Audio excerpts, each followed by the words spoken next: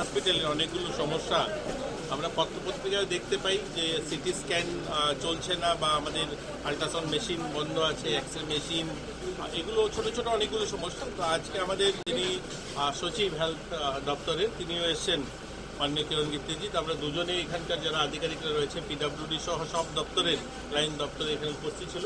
এই সমস্যাগুলো খুব শীঘ্রই আমরা সমাধান।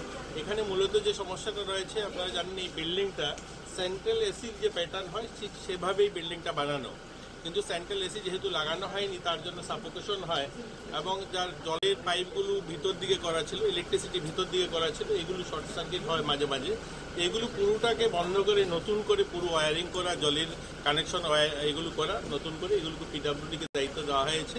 তো এই বিষয়গুলো নিয়ে আজকের আমাদের ছিল। এক দুজন ডাক্তার শর্টেজ রয়েছে, সেগুলো করা। এছাড়াও আমাদের এই জেলাতে আরও 2-3টা হসপিটাল যেগুলো চালু করা খুব নিতান্ত দরকার। আপনারা জানেন যে আমাদের হালাইছড়া একটা হেলথ সেন্টার রয়েছে এবং আমাদের সমরুপাড়া গ্রামে একটা বাগান এরিয়াতে সেখানে একটা রয়েছে। এগুলোকে 24 ঘন্টা কী করে চালানো যায়। আমাদের কণিকা মেমোরিয়াল সিঙ্গিরবিল যে হসপিটালটা রয়েছে তার বাউন্ডারি, এই ধরনের অনেকগুলো পরিকাঠামোগত উন্নয়ন আমাদের ঊনকোটি জেলার সমস্ত হসপিটালগুলো, কিছু আমাদের আরোগ্য মন্দির নির্মাণ করা, এগুলো নিয়ে রিভিউ হয়েছে এবং এগুলো যেন খুব শীঘ্রই করা হলো সমস্যা রয়েছে সমাধান করা হয়, এগুলো নিয়ে আজকের আমাদের আলোচনা হয়েছে। সিটি স্ক্যানটা মূলত কি জন্য বন্ধ স্যার?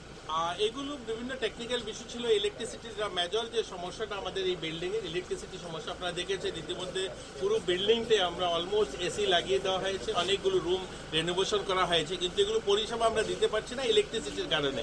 যেহেতু এগুলো ইন্টারনাল ওয়্যারিং ছিল এবং ইন্টারনাল ওয়্যারিংয়ের সঙ্গে সঙ্গে জলের কানেকশনও করা ছিল, এই জল লিকেজ হচ্ছে, পাইপগুলো ড্যামেজ, যখন বিল্ডিংগুলো হয়েছে কোয়ালিটি মেনটেন করা হয়নি, তো সেই সমস্ত কারণে এগুলো পরিষেবা দিতে সমস্যা হচ্ছিল। এইগুলো পুরো নতুন করে করা হবে এবং আমরা আশাবাদী যে খুব শীঘ্রই 2-3 মাসের মধ্যে এগুলো সলভ হয়ে যাবে। জেলা হাসপাতালে অক্সিজেন প্ল্যান্টটা বন্ধ রয়েছে, এটা নিয়েও কথা হয়েছে। এখানে টেকনিক্যাল যারা সাপোর্ট দিচ্ছে তাদেরকে পুনরায় নিয়োগ করা হবে। এগুলো সমস্ত বিষয়, ছোট ছোট যতগুলো বিষয় রয়েছে প্রত্যেকটা বিষয় নিয়ে আলোচনা হয়েছে। আমরা খুব শীঘ্রই একটা ভালো উন্নত পরিষেবা পাওয়ার জন্যই আজকের এই বৈঠক ছিল। আপনারা জানেন যে মানে সচিব এসছেন এখানে, মানে হেলথ সচিব, এতগুলো কাজ রেখে ওনারা আছেন এখানে কাজ করে। ডাইরেক্টর রয়েছেন, আমাদের সব দপ্তরে, লাইন দপ্তরে, পিডব্লিউডি রয়েছেন, ইলেকট্রিসিটি রয়েছে, সবাই ছিল। আমরা সবাই খুশি যে আমরা খুব শীঘ্রই 1-2 মাসের মধ্যে এগুলো সমস্যাগুলো সমাধান করতে পারব। আরেকটা ব্যাপার রয়েছে, জেলা হাসপাতালে আইসিইউ নির্মাণ হয়েছে প্রায় 1 বছর ধরে, এই কর্মীর অভাবে নাকি এটা চালু করা যাচ্ছে না। দুটাই, কর্মী এবং ইলেকট্রিসিটি দুটাই। আইসিইউ চালাতে গেলে এসি চলতে হবে, এসি চলতে গেলে ইলেকট্রিসিটি চাই। ইলেকট্রিসিটির ব্যবস্থা এখানে প্রপার নেই, যেহেতু ওয়ারিংয়ের এখানে আর্থিংয়ের বিষয় রয়েছে, আর্থিং নেই। শুধু আইসিইউ শুধু নয়, এখানে আপনারা দেখেছেন শিশু বিভাগ যেটা রয়েছে সেটাকেও ফুললি এসি করা হয়েছে। এগুলো চালু করা যাচ্ছে না শুধু ইলেকট্রিসিটির জন্য, এগুলো হয়ে যাবে, সব সমস্যার সমাধান খুব শীঘ্রই হবে। এটাকেও কিছু রিনোভেশন করা হবে, সেটা তো কিছু ডাক্তার আলো দেওয়া হবে। এটা আপনারা জানেন 2023-এর আগে বন্ধ ছিল।